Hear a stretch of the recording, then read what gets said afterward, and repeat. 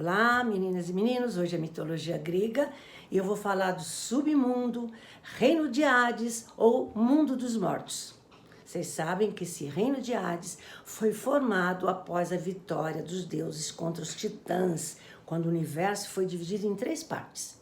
O céu ficou com Zeus, os mares com Poseidon e as entranhas da terra com Hades, por isso que é o reino de Hades, para onde vão as pessoas que morrem, tá? É a terra dos mortos, o local onde as almas das pessoas, após a morte do seu corpo, vão. Nesse local, as almas passam por um julgamento onde seu destino é decidido. Após receberem sua sentença, nesse julgamento, todos os seus feitos, suas realizações, seus pecados na terra, são encaminhadas para uma das regiões bem distintas que compõem esse submundo. É assim composto o reino de Hades, 3 partes: Tártaro, Campos Elíseos e Campo de Asfódelos. Vou explicar cada um deles. Tártaro é o local onde o crime encontra seu castigo. É para onde vão as almas das pessoas que foram injustas, impiedosas. Por isso, lá encontram seu castigo. Lá é formado de cavernas, grutas profundas, tá? Bom, vocês devem lembrar algumas histórias que eu contei de pessoas que quando morreram, foram para esse submundo ou reino de Hades. Vou contar 3, relembrar 3. Sísifo, lembra de Sísifo? Ele era ladrão, assassino, mentiroso, ele tentou até enganar os deuses. Então, o castigo de Sísifo é rolar uma pedra morro acima, quando a pedra chegar lá em cima, ela rola lá para baixo, aí ele vem cá embaixo de novo, leva a pedra lá para cima e ela rola. Então, esse trabalho eterno de levar a pedra lá em cima, ela rolar e de novo levar a pedra lá em cima. Então, esse é o castigo de Sísifo. Tem até um livro chamado O Mito de Sísifo. Bom, tem Ixion. Quem era Ixion? Era um sogro que jogou em carvões em brasa, um fosso com carvões em brasa, o seu genro, para não pagar o dote da esposa.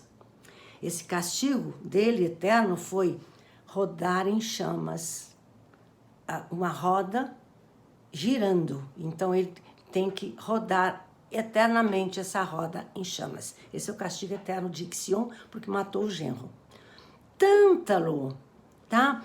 Aquele Tântalo, aquele que comia e bebia com os deuses, tinha acesso à conversa dos deuses, a seus banquetes, só que ele passou muitos segredos divinos para os humanos. Então, não podia. Então, ele foi castigado, ele foi fofoqueiro, ele contou segredos para os seus amigos mortais, segredos dos deuses. Então, ele foi castigado lá também no Tártaro. E sabe qual era o castigo dele? Vocês devem lembrar? Ele estava dentro de um lago, e aí ele morria de sede, aí ele abaixava a cabeça para beber água, e a água ia lá para baixo, não conseguia beber água. Aí ele estava com fome, via assim galhos com frutas maravilhosas, ele tentava ir com a mão pegar uma uva, uma fruta, e o galho voava para o outro lado e ele não conseguia. Então, o castigo eterno de Tântalo foi passar fome e sede eternamente, porque ele comia e bebia com os deuses e passou os segredos dos deuses para os mortais. Tântalo, tá? Então, isso era o castigo, era o Tártaro, onde iam os pecadores, tá? Tem os Campos Elíseos, lembram do Champs-Élysées, lá em Paris? Os Campos Elíseos é o nome de uma avenida de Paris, como eu acabei de falar, que é o nome do paraíso, segundo a mitologia. Era o oposto de Tártaro, era onde iam os virtuosos, tá? Os bons, tá? Tinha paisagens verdes, floridas, onde se cantava, se dançava, músicas lindas, suaves. Era o Éden da Bíblia. Só que para os Campos Elíseos, sabe quem ia? Os heróis, os sacerdotes, os poetas, os deuses, tá? Só que o único lugar, né, que podia reencarnar, voltar à Terra, era nesse Campos Elíseos. Depois de 1000 anos, está lá nos Campos Elíseos, nesse Éden, nesse paraíso, né? Essas pessoas que só fizeram coisas boas na vida, eles poderiam regressar depois de 1000 anos, se bebessem água do rio Letes, que é o rio de esquecimento. Então eles entravam no rio Letes, bebiam essa água, esqueciam tudo que tinham vivido e aí poderiam reencarnar. Isso segundo a mitologia grega. Tá. Faltou um lugar do reino de Hades, o campo de Asfódelos. Asfódelos é onde vagavam as almas que depois do seu julgamento não eram nem consideradas más nem boas, mas simplesmente irrelevantes. Eram irrelevantes. Nem eram más nem boas. Então não mereciam castigo, mas também não mereciam benesses. Então era o campo do Asfódelos, tá? Bom, mas vou voltar à morte e o desenlace da vida de uma pessoa, tá? Quando ela morria, o que é que acontecia? A alma era separada do corpo e era transportada até o barco de Caronte, o barqueiro divino, vou falar sobre ele. Mas ele só transportava as almas que tivessem tido cerimônias fúnebres feitas pela família e também tivesse colocado um óbolo ou sobre os seus olhos ou na sua boca. O que é um óbolo? É uma moeda para que ocorresse o transporte. Seria o pagamento para que a alma fosse para o mundo dos mortos e não ficasse ali perturbando os vivos, tá? Sobre esse óbolo, que ficou famoso na história até hoje, o óbolo de Caronte, eu vou falar bastante sobre ele. Bom, mas voltando à morte, Homero chamava a alma de psique, e essa alma era transportada, que eu já falei, até o mundo de Hades, ou submundo, pelo rio Aqueronte, a fonte que dizem que era pelo rio Estige. Esse rio era chamado Rio do Infortúnio, porque era onde eram transportadas, separava o reino dos vivos do reino dos mortos, e era onde Caronte levava as almas para o reino dos mortos. Então, essas almas chegavam até Caronte, o barqueiro, eram levadas por Hermés, aquele deus mensageiro, lembram? Então, o barqueiro as recebia as almas levadas por Hermés. Almas, eles só deixavam entrar no seu barco se tivessem tido cerimônias fúnebres e tivessem o seu óbolo, segundo a maioria das fontes falam isso. Então, essas almas, vocês veem, tem até gravuras que mostram o Caronte dando assim, pasada, né, com os remos, não deixando as pessoas, as almas entrarem no barco, porque não tiveram cerimônias fúnebres e não colocaram óbolo, então ficam ali vagando. Por isso que as pessoas, segundo a mitologia grega, colocavam sempre o óbolo e tentavam fazer sempre as cerimônias fúnebres para não ficarem ali vagando tantos anos e às vezes perturbando os vivos, tá? Bom, aí aquelas pessoas, como eu já falei, aquelas almas, aquelas psiques que tinham tido cerimônias fúnebres, tinham colocado o óbolo quando foram enterradas, então ele atravessava o rio, que separava o mundo dos vivos dos mortos, e chegava à entrada do submundo, o mundo de Hades. Essa entrada era guardada por um cão de 3 cabeças chamado Cérbero. Quem é que já não viu o Cérbero? Um cão bravo de 3 cabeças que guardava a entrada do mundo dos mortos e devorava qualquer mortal que quisesse entrar. Mas, apesar dessa fúria, vários mortais entraram. Depois vou falar, tem muitos casos, mas vou falar alguns casos de famosos que conseguiram entrar mesmo sendo vivos. Vocês já conhecem, mas eu vou repetir, vou relembrar. Bom, então, as almas, depois que passavam por Cérbero, entravam no mundo dos mortos. Então, iam à presença de Hades, o rei do mundo dos mortos, o deus desse mundo.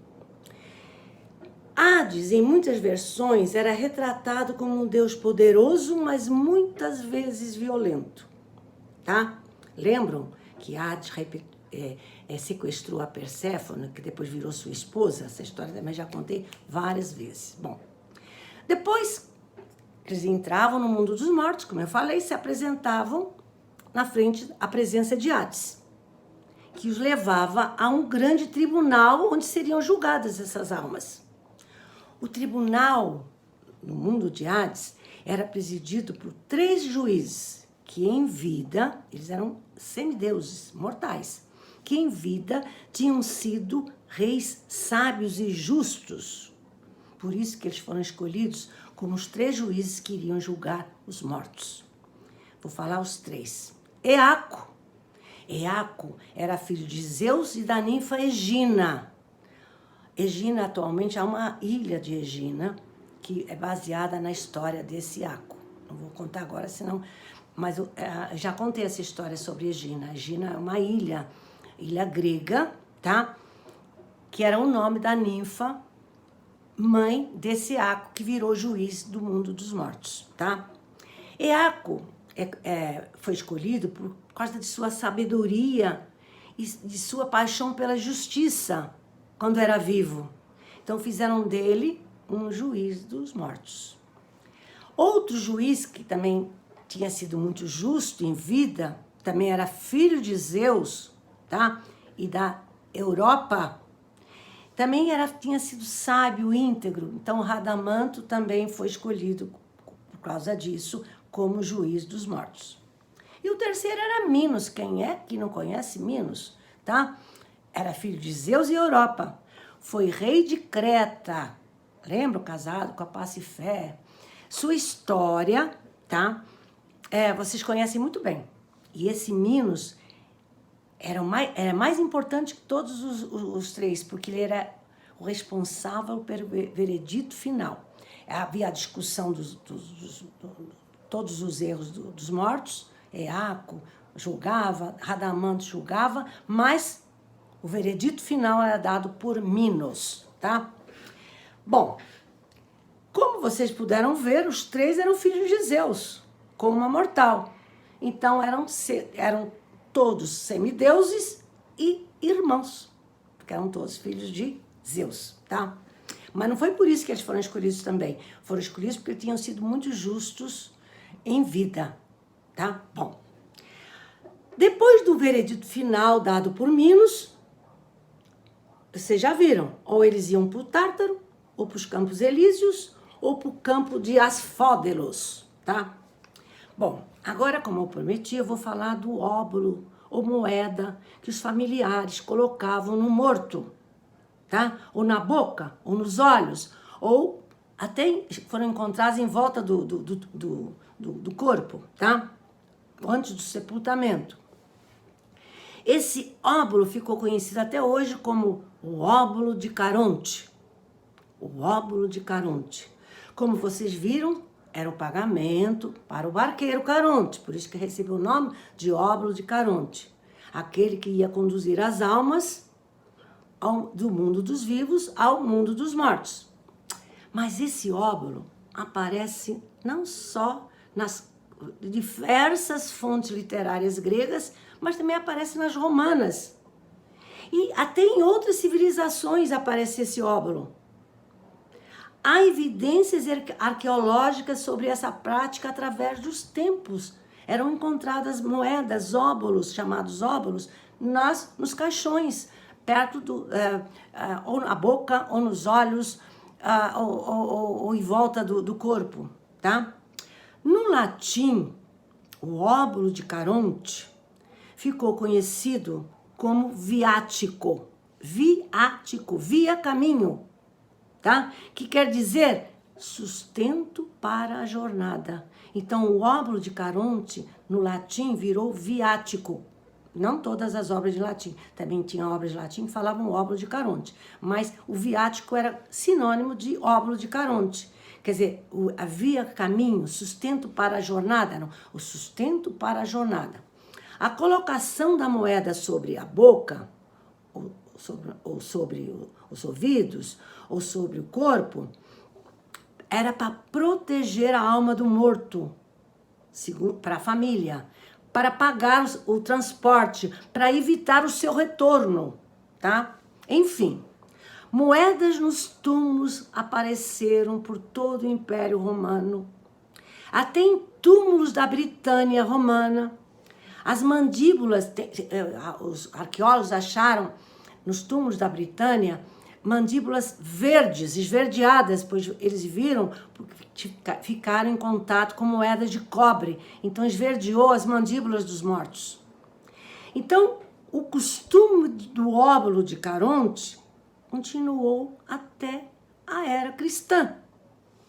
Em 2001, há um depoimento, né, de um especialista em numismática, que é aquele colecionador, né, de selos, de imagens. Ele disse que, de moedas, aliás, desculpa, em 2001, um grande especialista de numismática, aquele colecionador de moedas, ele disse que numa investigação em 33 túmulos por arqueólogos, uma investigação em 33 túmulos por arqueólogos, foram achadas 77 moedas, tá? Bom, mas para terminar a aula, eu vou contar 3 casos de mortais que entraram no mundo dos mortos. Eu não falei que ninguém podia entrar vivo? Apesar da presença de Cérebro na entrada, que ele devorava quem era vivo, mas houve muitos casos. Eu vou contar 3 para terminar a aula, que vocês conhecem muito bem também. Lembra de Orfeu? Orfeu, que a sua esposa amada morreu picada por uma cobra e foi para o mundo dos mortos, e ele não aguentou as saudades e foi atrás de Eurídice no mundo dos mortos, chegou perto do Cérebro e cantou a sua desdita na sua lira, e cantou a sua desdita, segundo a mitologia, o Cérbero, né, ou fingiu que dormiu para ele poder entrar, ou realmente ele ficou tão emocionado com aquele canto de Orfeu que deixou entrar para ele ter com a sua Eurídice. Mas vocês sabem o final trágico que foi, né? Ele queria de volta a sua Eurídice e o Hades não queria, a Perséfone intercedeu, então ele deixou a Eurídice voltar para o mundo dos vivos, mas ele tinha que ir na frente, lá atrás, ele não podia olhar para trás, mas ele não aguentou quando não sentiu o pisar da amada, olhou para trás e ela desapareceu. Essa história vocês conhecem bem. Depois, o que vai acontecer? Quando ele morrer, eles vão se encontrar no mundo dos mortos e vivem para sempre. Essa história também já contei. Outro vivo que foi lá no mundo dos mortos foi Enéas, mas esse foi ajudado por uma deusa, tá? A deusa ajudou a pegar um ramo de uma árvore dourada. Então, esse Enéas foi lá, né? Era o chefe sobrevivente de Troia, né? Que saiu de Troia em chamas com um grupo de sobreviventes, com seu pai Anquises e seu filho, né? E ele saiu para fundar uma nova Troia, mas ele ficou perdido, então ele resolveu ir até o submundo falar com o pai, que o pai já tinha morrido. Então queria falar com o pai para ele dar conselhos, para ele dizer se ele continuava na sua jornada, que ele estava perdido. E aí ele, ajudado por uma deusa, a deusa Atena, ele foi lá nos Campos Elíseos e o pai o incentivou a continuar com as suas aventuras. Isso está na Eneida, você já conhece. O último que eu vou contar, que foi também no mundo dos mortos sendo vivo, é o Hércules. Aquele que teve que fazer os 12 trabalhos de Hércules. E ele tinha um dos trabalhos foi levar a Euristeu, o cão Cérbero, e trazê-lo de volta ao mundo dos mortos. Lógico que depois de muito trato, né, foi consentida essa façanha por Hades, com a condição dele trazê-lo de volta são e salvo. Também foi ajudado por deuses, tá? Euristeu, aquele que mandou o Hércules fazer os 12 trabalhos, dizem que ele era conivente com a Hera, porque ele tinha muito... A Hera, vocês sabem que tinha muito ciúmes de Hércules, porque Hércules era filho do marido com uma mortal. Gente, eu vou ficar por aqui. Espero que vocês tenham gostado e entendido. Beijos!